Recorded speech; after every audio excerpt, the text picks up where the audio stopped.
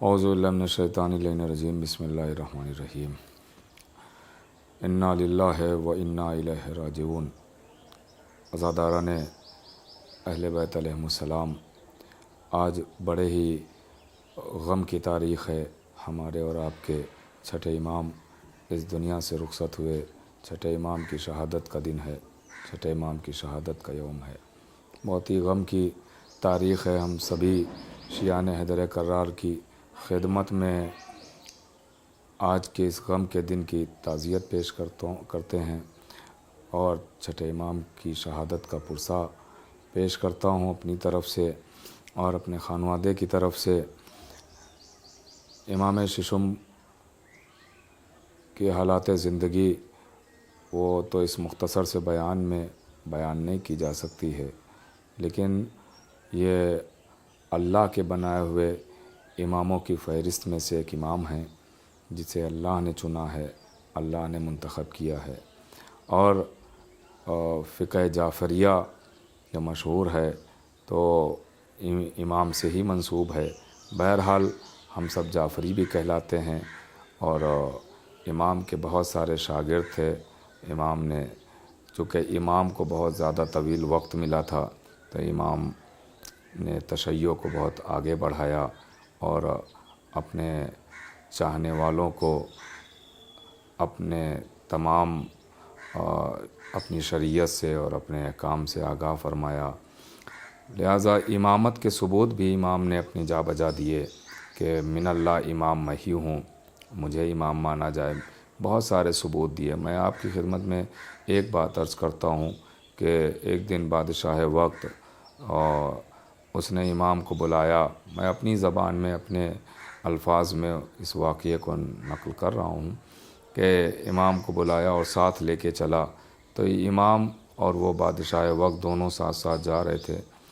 تو اس کا مقصد یہ تھا کہ ہمارے ساتھ لاؤ لشکر ہوگا، لوگ ہوں گے، تو جب بستی والے اور شہر والے، گاؤں والے، قصبے والے سب دیکھیں گے تو چونکہ ہمارے ساتھ لشکر ہوگا، سپاہی ہوں گے، تو لوگ ہمیں سلام کریں گے، اور امام کو جب سلام نہیں کریں گے تو معاذ اللہ امام کی رسوائی ہوگی۔ یہ سوچ کے بادشاہ امام کو لے کے چلا، لیکن من اللہ امام کی شان ہی الگ ہوتی ہے۔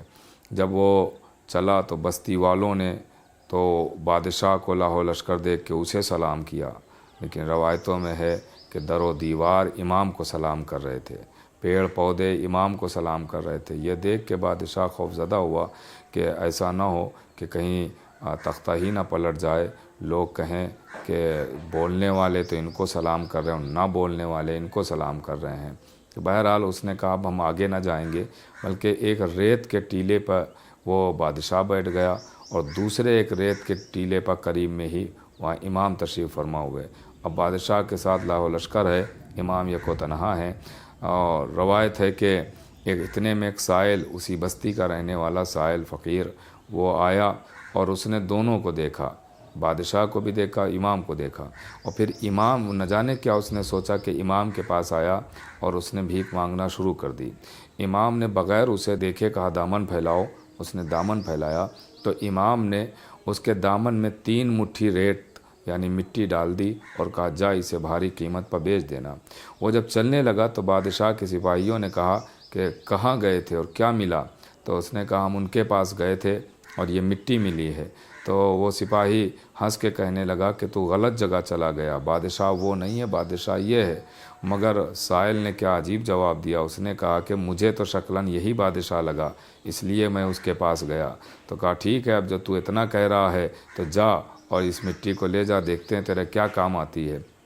وہ بادشاہ کے سپاہی نے جیسے ہی یہ کہا تو سائل کہتا ہے کہ یہ بتاؤ تو صحیح، ان کا تعارف تو کرا دو، یہ کون ہے؟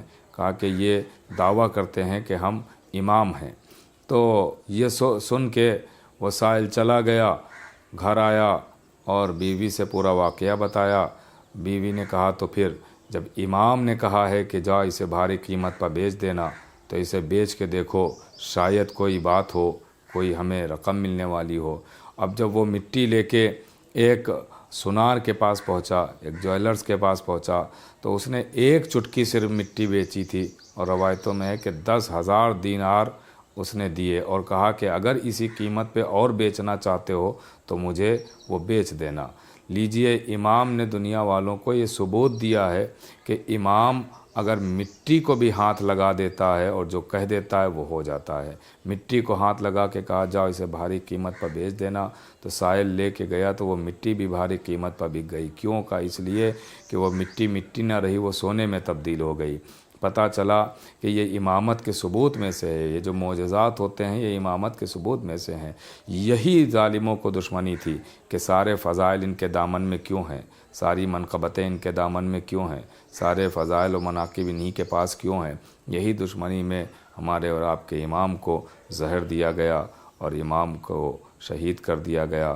آخر میں یہی کہوں گا کہ مولا، بے شک آپ پہ ظلم ہوا، بے شک آپ کو ستایا گیا، بے شک آپ کو زہر دیا گیا، بے شک آپ پہ ظلم ڈھائے گئے، مگر جنازہ تو شان و شوکت سے اٹھا۔ مگر اس وقت کا وہ حال کہ جب کربلا میں بیٹا موجود ہے، بابا کا جنازہ پڑا ہوا ہے، اٹھائے تو کیسے اٹھائے؟ ہاتھوں میں ہتھکڑیاں ہیں، پیروں میں بیڑیاں ہیں۔ میرے عزیزوں، امام کے جنازے کو شان و شوکت سے اٹھایا گیا، جنت البقیع میں لایا گیا، سپرد خاک کیا گیا۔ آخر میں ہم پھر تمام شیعان حیدر کرار کی بارگاہ میں تعزیت پیش کرتے ہیں اور پرسہ دیتے ہیں مولا کی شہادت کا۔ آپ حضرات اس پرسے کو قبول فرمائیں، زیادہ سے زیادہ گریہ کریں اور روئیں۔ یہ چھٹے امام کی شہادت کا روز ہے۔ والسلام، خدا۔